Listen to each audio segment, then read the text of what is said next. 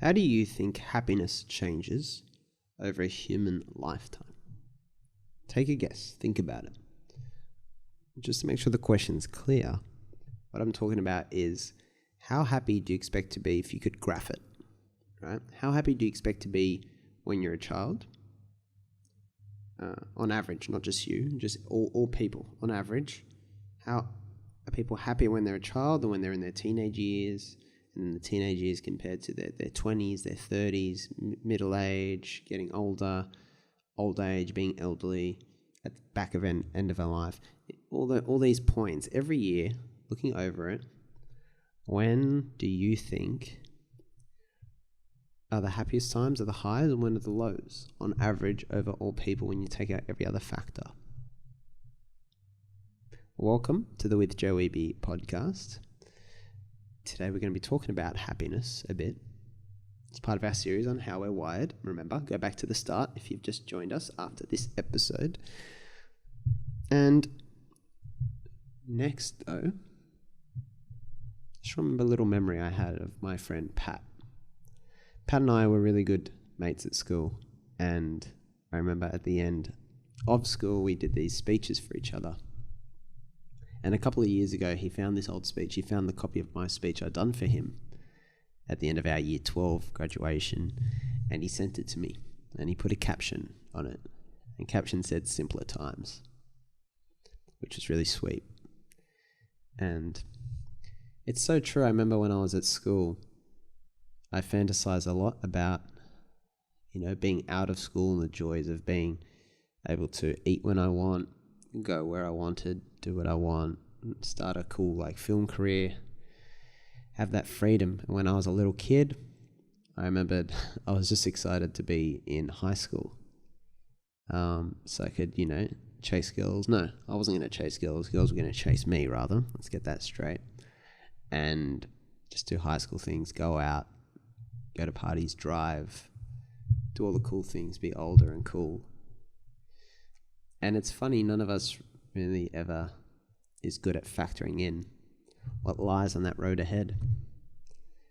In simpler times, when Pat said that, just makes me think about that, how we don't expect a lot of the things that are going to happen. They just happen anyway, and we often take for granted that joy of being young. And it seems like this good period in our lives that just fades, and we lose that fun as we get older.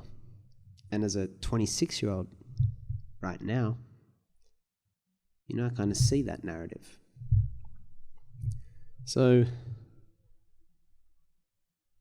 that question at the start, how do you expect happiness kind of mapped for everyone over the lifetime? How do you think it looks? And I think what most people guess, which if you're listening on the audio, it's going to be hard to picture this, but if you imagine basically this continuous downward, like a ski slope, just going down the whole time. It starts high, you get off the chairlift, that's the best part. When you're young, you can do anything.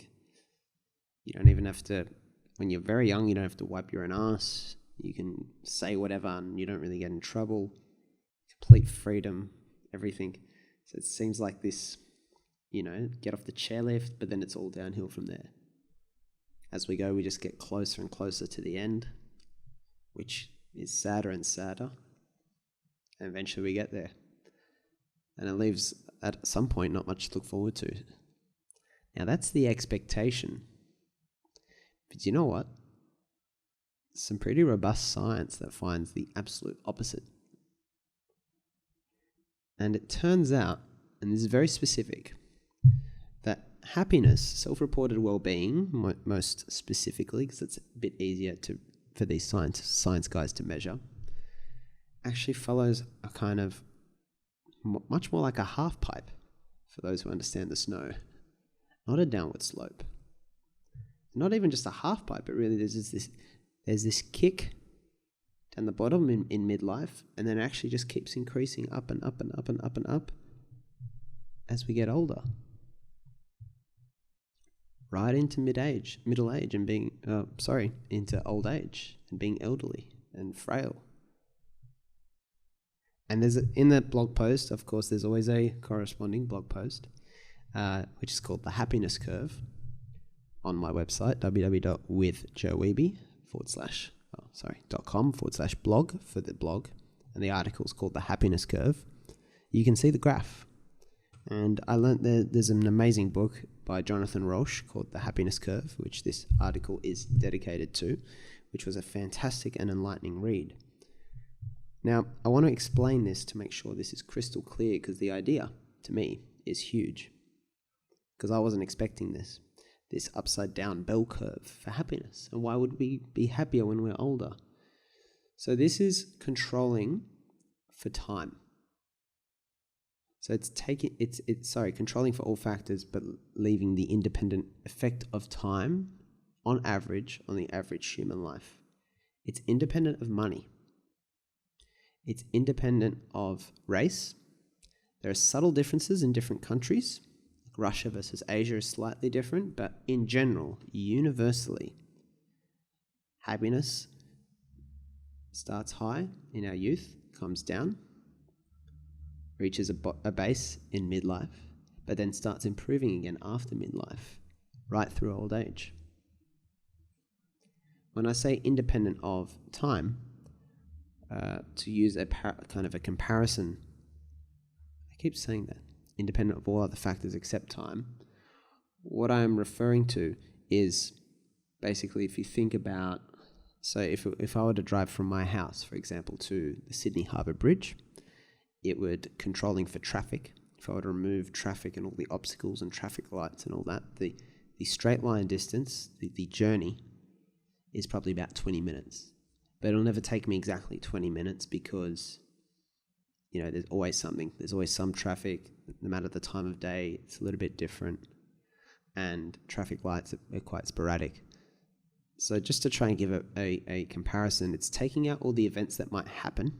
For example, if you lost your job when you were 70, or lost someone incredibly close maybe, or a bunch of people in a particular narrow time frame, yes, it might make your self-reported well-being lower than the average person at that age. But this is taking those factors out of the equation and looking at over time, how does time as a factor correlate, not cause, but correlate with happiness, with reported well-being. And it's a curve that goes in the opposite direction than we would have expected. Why? Why indeed?